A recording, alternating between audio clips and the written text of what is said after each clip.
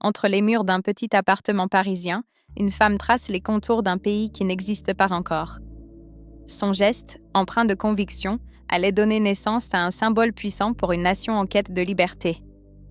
Elle était française, anarchiste, féministe. Il était algérien, ouvrier, nationaliste. Ensemble, Émilie Buscan et Messali Hadj ont rêvé d'une Algérie libre, unissant leurs idéaux progressistes et anticolonialistes.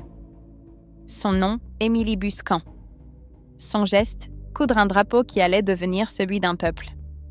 Née en 1901 en France, son engagement politique fut profondément influencé par son père, un anarcho-syndicaliste. Nous sommes à Paris, dans un petit appartement du quartier de Belleville. Messali Hadj, leader de l'Étoile nord-africaine, débat avec ses camarades sur la manière d'unir les Algériens dispersés. Comment leur donner un signe, une bannière ?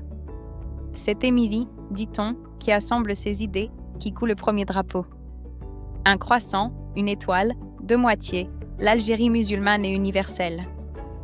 Les couleurs et symboles du drapeau sont profondément enracinés dans l'histoire algérienne. Le vert symbolise l'islam, le blanc représente la pureté et la paix, et le rouge incarne la liberté et le sacrifice.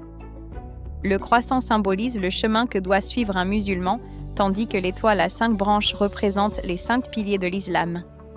Ces éléments ont été choisis lors d'une réunion des leaders de l'Étoile nord-africaine à Paris. Émilie n'était pas seulement la compagne d'un chef politique. C'était une femme libre, syndicaliste, anticolonialiste, qui croyait en la fraternité des peuples et luttait activement pour ses convictions. Elle a milité pour les droits des travailleurs et s'est opposée fermement aux politiques coloniales françaises, même lorsque Messali Hadj était emprisonné, parlant en son nom et critiquant ouvertement l'oppression. 1937, pour la première fois, lors d'un rassemblement de l'Étoile nord-africaine, le drapeau vert et blanc flotte au-dessus de la foule. Les autorités coloniales y voient un affront et une provocation directe. Des scènes d'archives montrent la police parisienne intervenant, tentant d'arracher le drapeau, signe de la répression coloniale face à l'émergence d'un symbole national algérien. Un rapport de police de l'époque décrit le drapeau comme blanc et vert, avec croissant et étoile rouge, soulignant la reconnaissance, même forcée, de ce nouveau symbole. Émilie n'a jamais vu l'indépendance. Elle meurt en 1953 à Alger. Son nom, effacé peu à peu des récits officiels, survit seulement dans la mémoire des proches et des militants qui l'ont connu.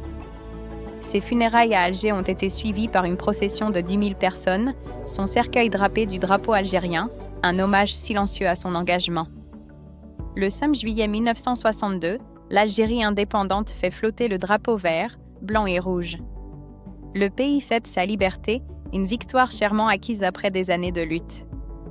Nulle part, le nom d'Émilie Buscan n'est cité dans les récits officiels de l'indépendance, son rôle étant éclipsé par d'autres figures et événements. 60 ans plus tard, des chercheurs redécouvrent son histoire. Émilie revient dans la lumière, son héritage étant réévalué et reconnu pour sa véritable importance. Son acte n'était pas un simple geste d'amour, mais un acte politique profond, symbolisant l'union des peuples et la lutte pour l'autodétermination. En 2003, sa ville natale lui a érigé une plaque commémorative et en 2015, un documentaire a mis en lumière son histoire exceptionnelle, la présentant à un public plus large. Elle n'était pas algérienne, mais elle a porté l'Algérie dans ses mains et dans son cœur. Son histoire nous rappelle que la liberté est une quête universelle, transcendant les frontières et les origines. Peut-être qu'un drapeau n'appartient jamais à un seul peuple, mais à tous ceux qui croient en la liberté et qui sont prêts à se battre pour elle, comme Émilie Buscan l'a fait.